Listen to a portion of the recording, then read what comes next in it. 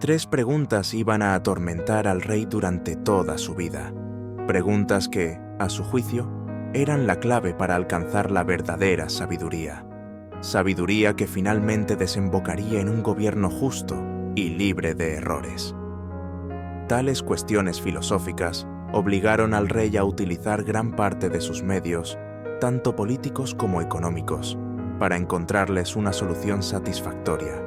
Acudieron a él todo tipo de personas, cada uno con diferentes respuestas, pero ninguno de ellos logró convencer al rey. Tal era la obsesión de aquel gobernante que, perturbado por las dudas de su alma, entonces decidió tomar acciones un tanto cuestionables para el rango que ostentaba, pues, al final de cuentas, decidió buscar y pedirle respuesta a cierto ermitaño, quien era considerado como un ser iluminado, digno de ser llamado sabio.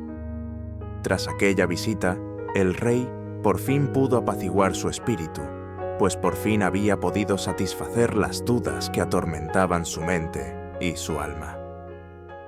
En su cuento Las tres preguntas, León Tolstói nos sumerge en una búsqueda trascendental de respuestas hacia las dudas existenciales más básicas, a través de la historia del rey, quien anhela respuestas que lo conduzcan a la verdadera sabiduría. Tolstói plantea una crítica a la mala costumbre humana de posponer sus acciones e ignorar el momento del cual, si tenemos un control absoluto, el presente. Aquí el autor recalca la importancia de vivir el presente, pues no podemos cambiar el pasado y el futuro se nos es incierto. También nos muestra el valor de las relaciones humanas y el sentido ético de nuestra existencia, ya que hacer el bien a los demás es lo que en verdad le da valor a nuestras acciones. En una época marcada por el progreso tecnológico, el éxito económico y material parecen ser los pilares de la sociedad actual. Todo esto no hace más que obligarnos a llevar un ritmo de vida acelerado basado en un banal consumismo. Este relato nos invita a reflexionar sobre nuestras prioridades como seres humanos, la forma en que empleamos nuestro tiempo y sobre todo las relaciones que formamos con las demás personas y la sociedad. Las tres preguntas. En cierta ocasión, un rey, después de meditar por un largo periodo, concluyó que, si era capaz de saber la respuesta a tres preguntas elementales, podría entonces alcanzar una auténtica sabiduría y, por consiguiente, no habría problema en el reino que no pudiese resolver. Las preguntas que atormentaban al rey eran las siguientes. ¿Cuándo es el momento oportuno para empezar a hacer las cosas? ¿Con qué clase de personas uno debería trabajar? ¿Y cuál es la actividad más importante para el hombre? Las respuestas a estas cuestiones filosóficas estaban aún bastante lejos del alcance del rey, y por esta razón decidió ofrecer una alta recompensa a la persona que sea capaz de darle una solución satisfactoria a sus dudas. Tras el edicto real, acudieron ante él innumerables personas, cada una con respuestas diferentes. Sin embargo, ninguno de ellos fue capaz de complacer al rey. Como solución a la primera pregunta, cierta persona le sugirió que debería planificar rigurosamente cada una de las actividades pendientes. Solo siguiendo un estricto régimen sería capaz de hacer cada cosa en el momento adecuado. No obstante, otra persona refutó tal afirmación, pues consideraba imposible predecir todas las situaciones que podrían pasar en el futuro, y aconsejó al emperador valerse de un consejo de sabios y actuar en función a sus recomendaciones. Incluso hubo quien le sugirió que decisiones tan importantes como las del rey deberían ser tan inmediatas que lo mejor era valerse de magos o adivinos para que pueda adelantarse a los problemas y entonces poder actuar oportunamente. Las respuestas a la segunda pregunta resultaron también diversas y poco satisfactorias. Se le sugirió que el rey debería confiar plenamente en sus administradores reales. Otros le decían que era preferible depositar su confianza en los monjes y sacerdotes, Algunos le aconsejaban elegir a los médicos, en tanto muchos otros ponían su confianza en los guerreros y soldados. La tercera y última pregunta también generó una gran variedad de respuestas. Unos afirmaban que la ciencia era la ocupación más importante. Otros insistían en que la religión debería ser la prioridad para el hombre, y algunos otros proclamaban la milicia como respuesta definitiva. Las respuestas eran tan distintas como insatisfactorias, y finalmente el rey se resignó a cancelar la recompensa y regresó a sus aposentos a pensar en lo que había sucedido. Los días pasaron y el rey no fue capaz de llegar a una conclusión clara. Es entonces que se entera de la existencia de un ermitaño que vivía en las montañas, del que se decía era el hombre más sabio del mundo. Sin embargo, de tal hombre también se sabía que sacarlo de su montaña era cosa imposible y que recibía solo a la gente pobre. Sin importarle mucho, el rey decidió visitarle y plantearle las 3 preguntas que tanto lo atormentaban. Para ello, se disfrazó de un humilde campesino y pidió a su guardia que esperase al pie de la montaña.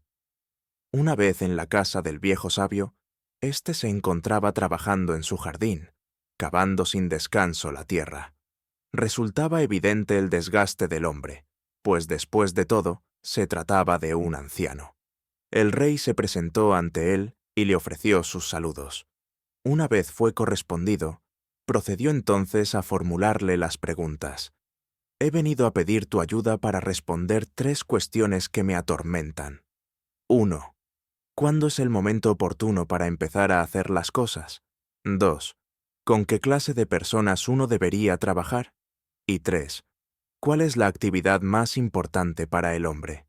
El sabio lo escuchó atentamente, pero no le respondió, y prosiguió con su tarea. El rey entonces decidió ayudar a ese pobre anciano, le pidió la pala y empezó a cavar. Las horas pasaron y el sol comenzó a ponerse. Se había hecho noche, y el rey no había logrado hacer que el viejo respondiera sus preguntas. El rey ya se había dado por vencido y estaba decidido a retirarse. Es entonces que se empezó a escuchar unos pasos.